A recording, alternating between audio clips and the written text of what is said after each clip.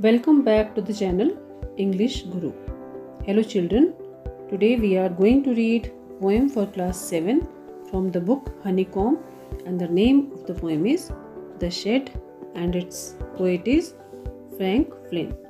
In this poem, the poet has described a shed which is at the bottom of their garden, and he is very keen and he is very willing to visit that shed one day, but he is also afraid to go there as his brother has told him not to go because a ghost lives there.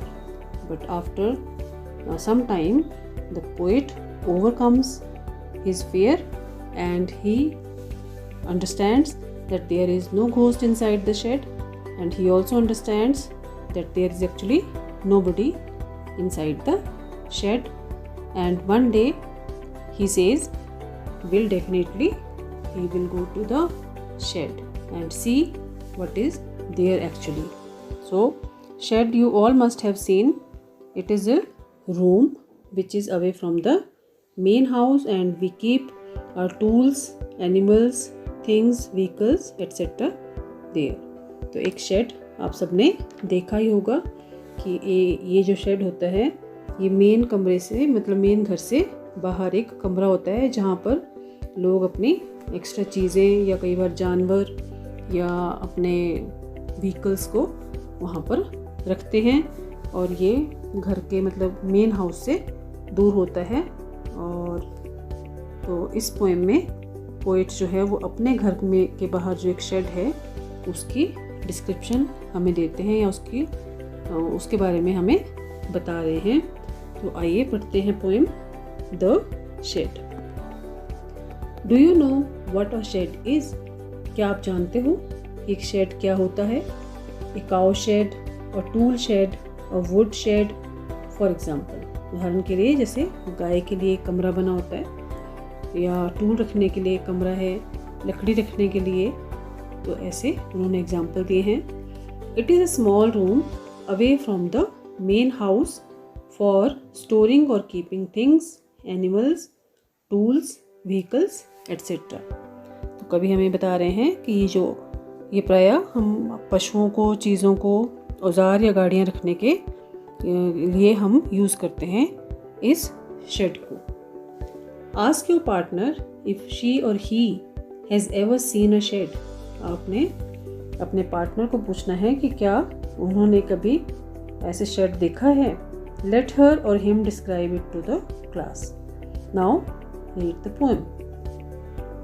There is a shed at the bottom of our garden with a spider's web hanging across the door. The hinges are rusty and creak in the wind. When I am in bed, I lie and I listen. I'll open that door one day. तो ये poet जो हैं इसमें describe कर रहे हैं कि एक शेड है जो कि उनके गार्डन के बॉटम पे मतलब नीचे बना हुआ है.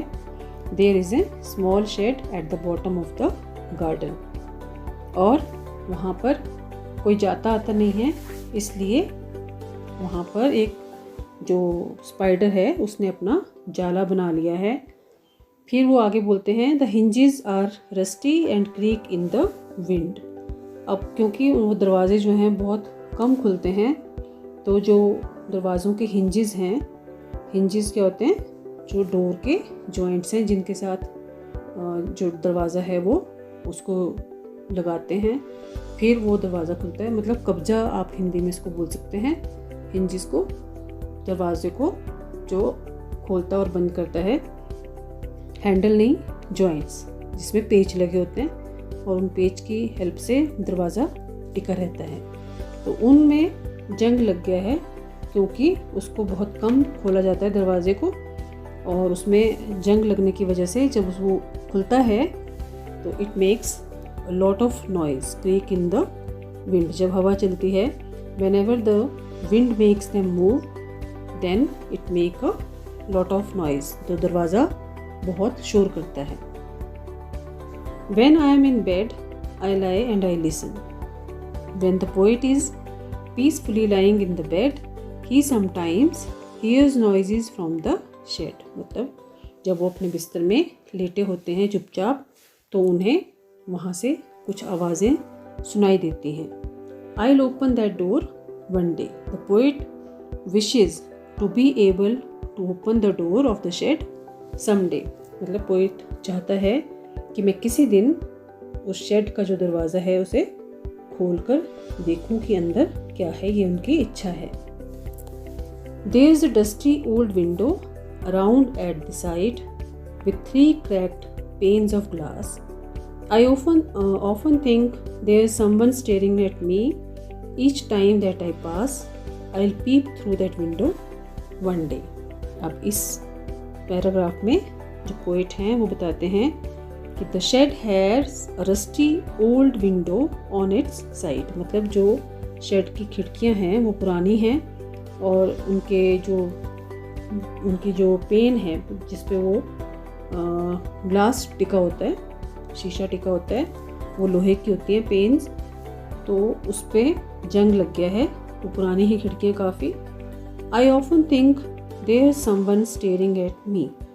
और मुझे अक्सर ऐसा फील होता है कि कोई उन विंडो के अंदर से, ग्लास की विंडोज़ के अंदर से जो कि टूटी हुई है, कोई मुझे घूर रहा है। Whenever the poet passes through the shed, he gets the feeling as if someone was staring at him. I'll peep through that window one day. और वो पता करने के लिए कि अंदर कोई है, the poet wishes to peep inside the shed one day. वो चाहते हैं कि किसी दिन मैं अंदर झांक कर देखूं कि क्या कोई अंदर है जो मुझे घूरता है जब भी मैं वहाँ से क्रॉस करता हूँ। My brother says there's a ghost in the shed who hides under the rotten floorboards, and if I ever dared to set foot inside, he'll jump out and chop off my head, but I'll take a peek one day. In these lines, the poet discusses how his brother warns him about the ghost inside the shed.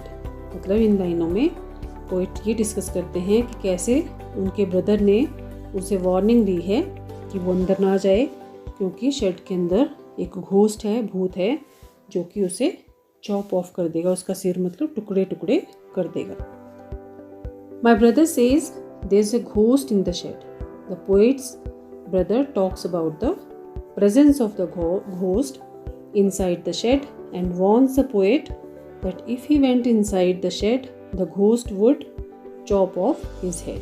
यानी poet के भाई ने उसे बताया है कि shade के अंदर एक भूत रहता है, और कभी पोएट के ब्रदर ने, कभी के भाई ने उसे ये भी वार्निंग दी है, वार्निंग मीन्स चेतावनी दी है कि अगर वो कभी उस शेड के अंदर गया तो जो अंदर भूत है वो पोएट के सिर के टुकड़े टुकड़े कर देगा। ठीक है। He will jump out and chop off my head, but I'll take a peek one day. However, this does not frighten the poet. उसकी जो ब्रदर ने जो वार्निंग दी है, पोएट उससे डरते नहीं हैं और वो कहते हैं he still wishes to step inside the shed and see for himself one day. वो चाहते हैं कि मैं एक दिन खुद वहाँ जाकर देखूँ, उसमें शेड में जाकर, कि क्या सच में वहाँ भूत है या नहीं है। मतलब वो पोएट के भाई की जो वार्निंग है उससे वो डरते नहीं हैं और वो फिर भी इच्छा रखते हैं, वो चाहते हैं पोएट कि वो एक दिन अंदर जाकर अपने आप देखेंगे कि उस शेड में क्या है। I know that there isn't really a ghost. मैं जानता हूँ। अब यहाँ पोएट इन लाइनों में हमें ये बता रहे हैं कि वो काफ़ी समझदार हो चुके हैं और वो सच्चाई जानते हैं कि he has grown enough to understand the truth. उन्हें पता है कि अंदर कोई भूत नहीं है।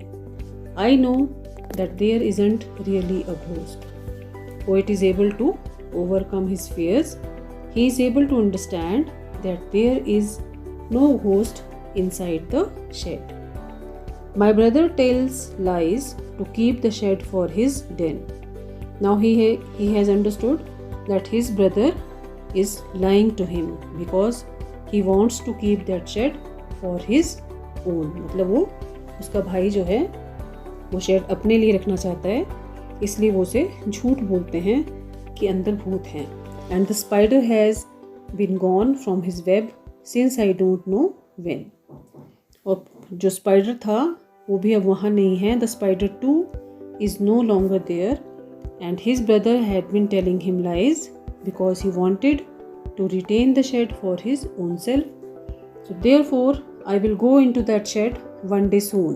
Very soon the poet would be able to set in foot inside the shed, but not just yet. However, he says that this can't happen immediately. कि अभी वो तुरंत ऐसा नहीं करेंगे, अभी एकदम से नहीं चले जाएंगे, लेकिन एक दिन वो जल्दी ही ऐसा करने वाले हैं कि वो अपने कदम उस शेड में रखेंगे और देखेंगे अपने आप कि क्या सच में वहाँ घोस्ट है या नहीं है।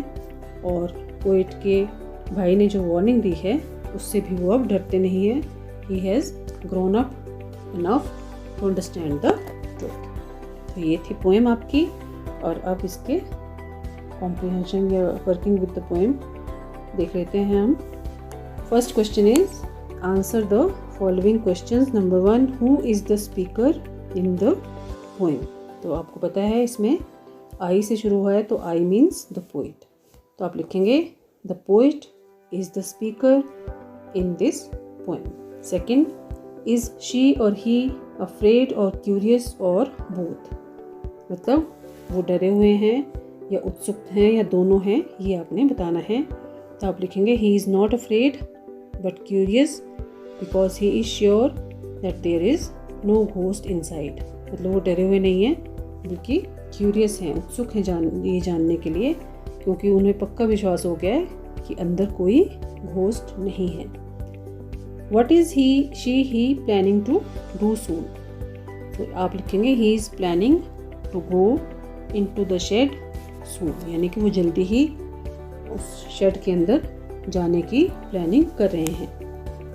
But not just yet suggest doubt, fair, hesitation, laziness और समथिंग एल्स। ये जो वर्ड दिए हुए हैं ये मतलब आपको क्या बताते हैं, आपको ये वर्ड चूज़ करना है कि कौन सा इसमें सही है। Tell others why you choose it. आपने इनमें से एक शब्द चूज़ करना है। डाउट, फियर, हेजिटेशन, लेजीनेस और समथिंग एल्स। तो आप बताएंगे कि choose the word which seems right to you. इनमें से कौन सा शब्द है जो आपको ठीक लगता है, क्योंकि ये आपने बताना है कवि के संकोच के बारे में, कवि की हेजिटेशन के बारे में। जो भी वो सिर्फ संकोच है उनको जाने में, उन्होंने अपना विचार छोड़ा नहीं है वहाँ जाने का। तो आप इसमें लिखेंगे but not just yet suggests hesitation because the poet is not postponing his going into the shade, he only delays it. यानी कवि जो है शेड में जाने का विचार उन्होंने छोड़ा नहीं है, वह केवल इसमें थोड़ी देर कर रहे हैं। तो इसमें आएगा hesitation. Second is there a room in your house or a house in your neighbourhood or locality where you would rather not go alone and never at night. If there is such a place and a story to go with it, let others hear all about it। यानी कि क्या आपके क्षेत्र में ऐसा कोई जगह है या मकान है जहां आप कभी अकेले नहीं जाते या आप जाना नहीं चाहते, खास करके रात में। तो क्या ऐसी कोई जगह है या कोई ऐसी कहानी है? अगर है तो दूसरों को आपने इसके बारे में बताना है। तो ये आपने खुद लिखना है इसका आंसर, अपना पर्सनल एक्सपीरियंस इसमें आपने शेयर करना है। और इस पोएम को आपने अपनी नोटबुक्स में लिखना है, एक्सरसाइज को भी लिख लेना है। और अगर आपको इसमें कोई भी डिफ़िकल्टी आई है तो कमेंट बॉक्स में आपने लिख देना है। मैं कोशिश करूँगी आपकी सभी क्वेरीज को सॉल्व करने की। अगर आपको ये वीडियो अच्छी लगी है तो इसे आप लाइक करें, शेयर करें और चैनल इंग्लिश गुरु को सब्सक्राइब करें। और बच्चों अपना खूब ध्यान रखें, घर पर रहें, सुरक्षित रहें और खूब पढ़ाई करें।